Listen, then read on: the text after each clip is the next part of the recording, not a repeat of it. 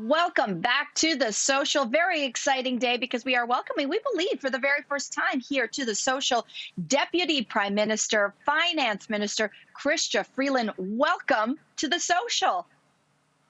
Great to be with you.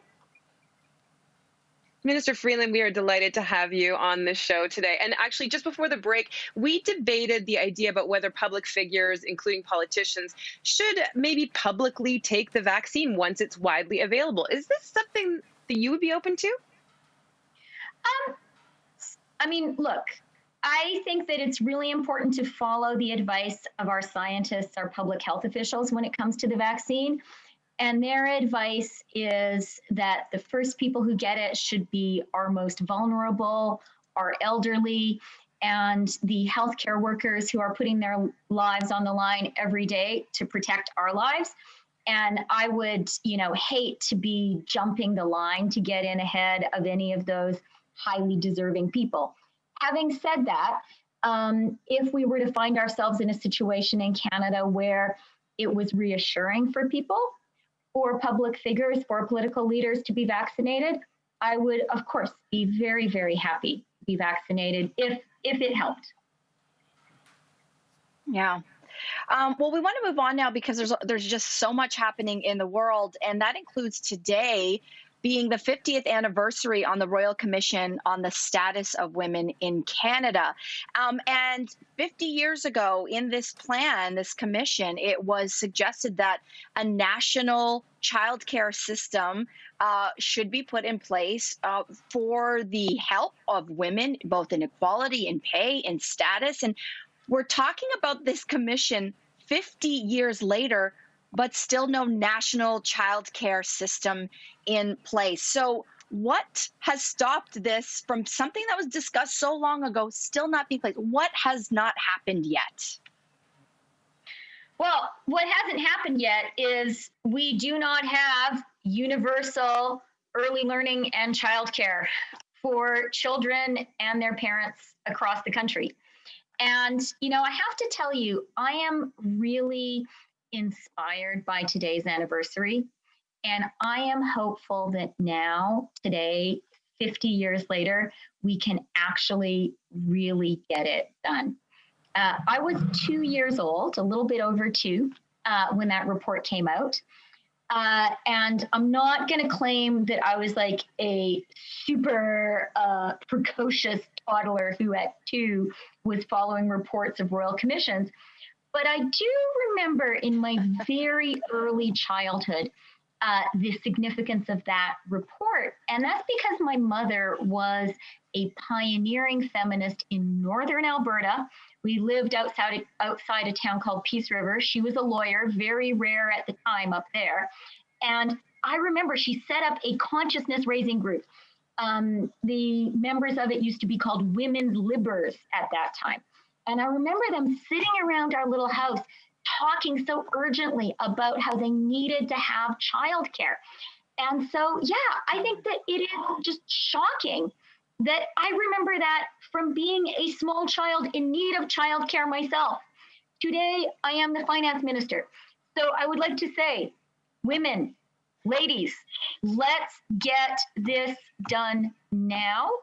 And one thing that gives me a lot of hope is I think that the experience of COVID has been a wake-up call for a lot of people who maybe didn't think that much about childcare before. Because particularly in the spring, with schools closed, a lot of businesses found women couldn't work as much. Or some of their women employees would be on Zoom as we are, but they had little people pulling at their sleeves and saying, please feed me, please find my crayon. Right? It happens in my life also. It's going to happen to me tonight when we're voting in Parliament.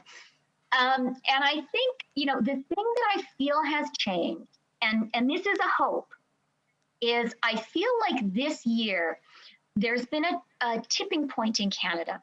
Because I am now hearing from business leaders. I'm hearing from Bay Street economists. of how important it is to get early learning and childcare done. So this has always been a feminist issue. It's always been something that parents, and let's be honest with each other, especially mothers, have wanted and needed and pushed for. But I feel like it is now moving to be a mainstream economic issue. And I think, Quebec also has a lot to do with it, because Quebec does have early learning and childcare in place. And so there is now clear data that shows that it works. Quebec has some of the highest women's participation in the labor force for mothers of children under 3 anywhere in the world. And that really drives economic growth. And I think we all know that once we get vaccinated, and I'm happy to be wherever is appropriate, we really are going to need to do some work to get our economy going again. And if we can work together to get early learning and childcare in place, we can help mothers of young children and fathers too participate in the workforce. Huge boost to the economy for everyone. Minister Freeland, you just said the words, let's get this done. But in your fall economic statement, you committed $20 million over 5 years to fund a secretariat to build capacity within the government to help provide analysis. So people at home are saying 5 years, and that's analysis. They're saying, make it available, make it affordable, and make it now. You just mentioned Quebec, where, and I'm just going to round up or round down numbers, it's about $8 for fund. It will cost $8 to educate for early childhood care. In Ontario, it's about $90. So when are we going to get this done? I know you're passionate about it, but people want concrete answers as to when this is going to get done. I know they do, and I want them to demand those answers, because what it's going to take is a real collaborative effort of the federal government and provinces and territories. And, Mel asked at the very beginning, why has it taken so long? One reason I think it's taken so long is, quote unquote, women's issues often don't get addressed with the urgency of other issues.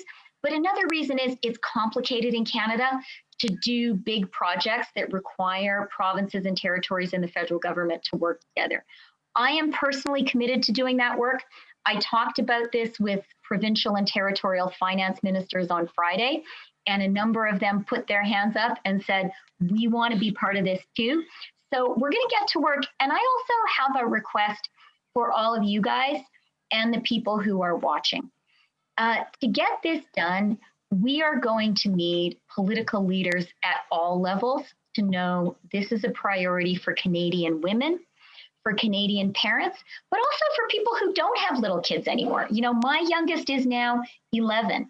I think all of us, grandparents, aunts, uncles, employers, we all need to decide as a country, this is worth making it a priority.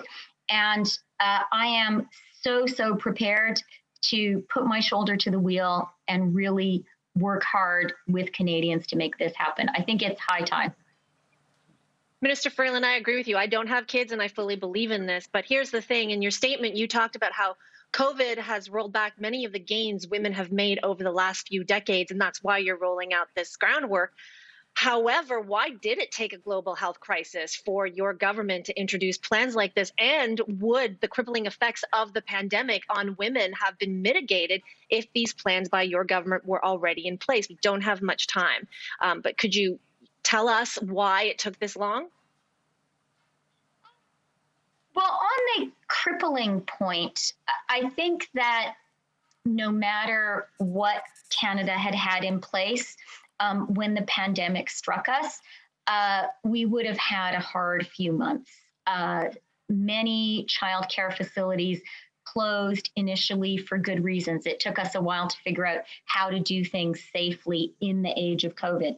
And look, to the criticism of it's a terrible thing that we don't have early learning and childcare in place yet, the only thing I can say is, yeah, guilty as charged.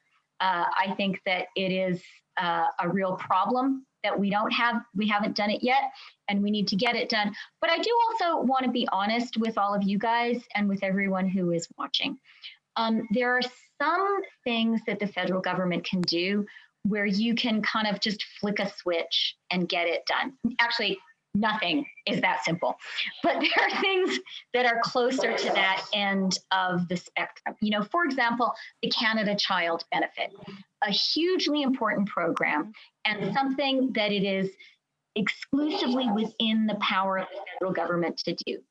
But I want to be honest with people. Early learning and childcare is going to require a coalition. It's going to require a team. It will take time to roll out. It's going to take time, among other things, to actually have the training programs in place, to have the people who can work in early learning. So I'm not going to promise instant results. That's impossible and would be dishonest. But I am going to promise full energy commitment, and I'm going to ask if people will join me in that effort.